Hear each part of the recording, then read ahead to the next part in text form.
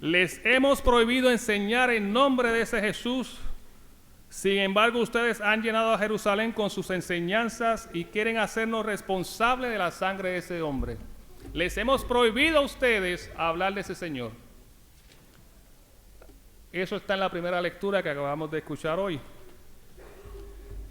Y vean que el día de la Pascua, o sea, el primer domingo de Pascua, el día de la resurrección, decía el Evangelio que los judíos estaban escondidos a puerta cerrada por miedo ¿a quién? A los judíos. Y hoy es completamente distinto. Hoy Pedro se atreve a decirle a los sumos sacerdotes, el Sanedrín, que nosotros primero obedecemos a Dios y luego a los hombres. No le importó lo que le dijeron, de que le hemos prohibido hablarle a ese hombre. Ahora Pedro no tiene miedo de morir como lo tenían el día de la resurrección, por miedo a los judíos. Acuérdense que el día de la resurrección ellos estaban asustados porque su líder, Cristo, al que ellos habían seguido por 3 años, lo acababan de crucificar, lo castigaron bien feo, y ellos tenían miedo a que le pasara lo mismo. Pero ya hoy es completamente distinto. Ya no tienen miedo a las autoridades. Y es preciso obedecer primero a Dios y después a los hombres. Hoy en día, si vemos las noticias, nos podemos dar cuenta que nuestros líderes políticos, tanto en este país como en otros países del mundo, se obedece primero a los hombres y después a Dios. El mejor ejemplo de eso es los abortos que están ocurriendo a nivel mundial. 70 millones de niños al año son abortados en el mundo. Y no es crimen, es legal. Pero primero hay que obedecer a Dios y después a los hombres. El mundo de hoy en día no nos educa de acuerdo al Evangelio o a las Sagradas Escrituras. Nos educa a base del mundo. Y lo que antes era bueno, ahora es malo. Y lo que antes era malo, pues ahora es bueno. Eso es una de las cosas que nosotros tenemos que estar conscientes. No sé si ustedes lo sabían, pero en California, no sé si ya está aprobado, pero están luchando por eso, a lo mejor ya lo aprobaron, que si mi esposa tiene un hijo, mi esposa y yo tenemos el derecho por ley de que si a los 28 días de ese niño haber nacido, yo podemos irle al doctor. ¿Sabes qué, doctor? El niño ha nacido con problemas o no estamos preparados para este niño, hemos decidido no tenerlo más. Y se puede asesinar a ese niño de 28 días de nacido. ¿No lo sabían? ¿A que Univisión no dice eso? ¿A que CNN no dice eso? EWTN Noticias dice eso. EWTN es el canal de la Iglesia Católica. ¿Ustedes sabían que están destruyendo iglesias en la India? ¿Sabían que en África están destruyendo iglesias y matando a cristianos? ¿A que Univisión no dice eso? ¿A que CNN y Fox no dicen eso? Tenemos que obedecer a Dios antes que a los hombres. ¿Saben la crueldad de poder yo mandar a matar a mi propio hijo de 28 días de nacido? ¿Saben lo cruel que es? Pero en eso estamos viviendo. La iglesia nos manda a anunciar, a denunciar, y yo estaba seguro que ustedes no sabían de esto. Estas cosas hay que denunciarlas, porque el mundo nos está llevando a obedecer primero a los hombres y luego a Dios. Y el Sanedrín en aquella época eran 2 grupos que dirigían la iglesia de aquella época, que eran los saduceos y los fariseos.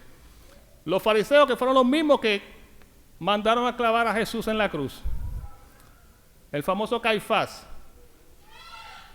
Porque en el día del juicio de Jesús, ahí no estaba Gamaliel. Gamaliel era el jefe de los fariseos. Él no estaba en ese juicio. No estaba Nicodemos, ¿se acuerdan? Es posible volver a nacer después de viejo. Nicodemo era uno de los sacerdotes, tampoco estaba. Jairo era uno de los sumos sacerdotes también, el que Jesús le sanó a su hija. Tampoco estaba en ese juicio. Y esos mismos son los que tampoco están hoy miembros del Sanedrín. O sea, los grandes de los fariseos que conocían la ley Y Gamaliel fue más lejos. Gamaliel le dijo a los sumos sacerdotes que querían perseguir a los cristianos, él les dijo, si esto no es de Dios, les dijo, dejen ese caso de perseguir a los cristianos, porque si esto no es de Dios, esto se va a ir pronto. Ahora, si es de Dios, esto va a seguir eternamente. Y vean que 2000 años después de Cristo, todavía nosotros seguimos adelante gracias a esa semilla que sembraron los primeros cristianos hace 2000 años atrás. Pasamos a la segunda lectura. Sigue Juan teniendo visiones. ¿Se acuerdan el domingo pasado? Que cayó en éxtasis, vio un sacerdote vestido de blanco con una franja dorada, que era el sumo sacerdote, que era Cristo, con una lámpara, con un candelabro de 7 lámparas, que era la imagen del templo de Jerusalén. Y hoy sigue viendo, y miren lo que nos dice, digno es el cordero que fue inmolado.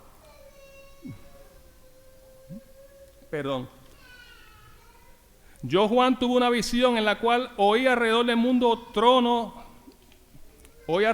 trono de los vivientes y los ancianos, y la voz de millones y millones de ángeles que cantaban con voz potente.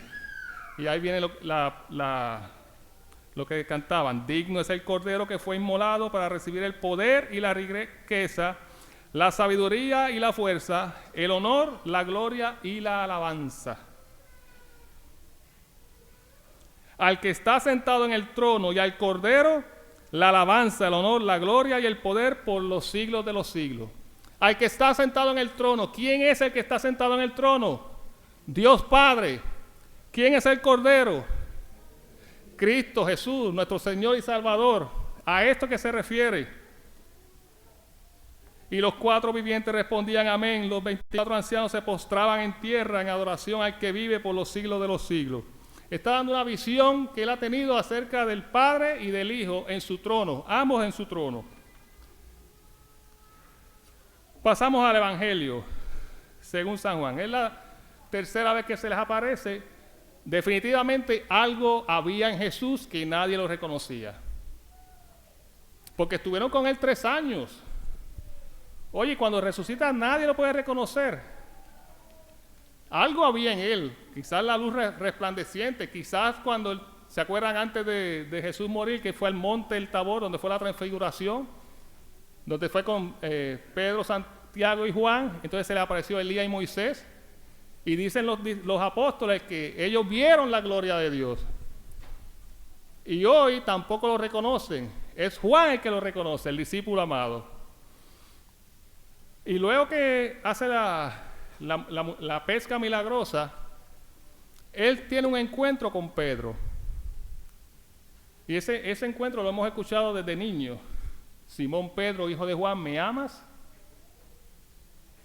3 veces le preguntó lo mismo. Me viene a la mente, cuando yo estaba en el proceso de formación para ser diácono, nosotros teníamos que ir a coger clases todos los sábados. Y uno de nuestros profesores era una eminencia en teología, sabía mucho de teología, tenía creo que el grado de doctorado o algo así por el estilo. Él nos estaba explicando este evangelio. Simón Pedro, hijo de Juan, ¿me amas más que a esto? Pedro lo acababa de negar 3 veces. Pedro era como, ¿cómo se dice? Espontáneo. Cuando fueron arrestados a Jesús, rápido sacó su espada, le cortó la oreja al criado del sumo sacerdote. Él decía, cuando Jesús le entregó las llaves de la iglesia, que dijo, tú eres Pedro y sobre esta piedra edificaré mi iglesia. Y luego cuando Jesús empieza a explicarle que tenía que ir a Jerusalén, padecer y morir, y a los 3 días resucitar, Pedro, ¿qué dijo? No lo permita Dios, eso no es posible. Dijo, apártate de mí, Satanás. O sea, Pedro siempre era como nosotros, que queremos seguir a Cristo, pero de vez en cuando caemos, flaqueamos y tenemos que recurrir al sacerdote en la confesión.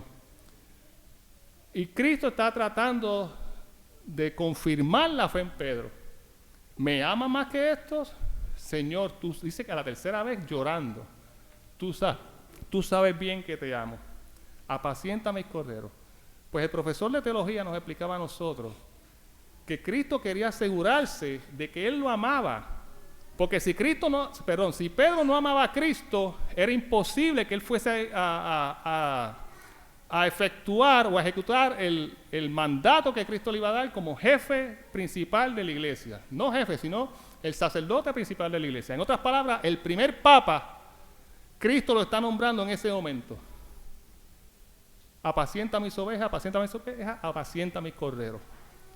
Y fíjense que usa el nombre de cordero. No usa apacienta mi león, apacienta mis corderos. Apacienta mis leones, no, mis corderos. Porque el cordero es un animal humilde, es un animal prácticamente doméstico. Y no es agresivo, solamente come hierba y su lana nos sirve para protegernos a nosotros del frío y todo eso. ¿Y quién fue el cordero inmolado que acabamos de hablar en la primera lectura? Cristo Jesús. O sea, apacienta mis corderos, mis ovejas. Yo soy el pastor, ahora tú vas a ser el pastor de esta iglesia. Y nos decía a nosotros el profesor, si ustedes no aman a Cristo, les va a ser imposible a ustedes ser diáconos de la iglesia. Y nos puso muchos a nosotros a pensar. Y este pensamiento yo se los paso también cuando preparamos parejas en el matrimonio, parejas que se quieren casar. Nosotros, mi esposa y yo, tratamos de decirle esto. Porque si tú no amas a tu esposo, si tú no amas a tu esposa, se les va a ser imposible luchar en el trajín de la vida con tantas tentaciones y con tantas cosas mundanas que nos van a venir encima. Primero tenemos que amar a Cristo para luego poder amar a nuestros familiares y seres queridos, empezando por nuestras parejas. Y también esto yo se lo traigo a los líderes de la iglesia, a los líderes de ministerios de aquí de la parroquia. ¿Amamos realmente a Cristo?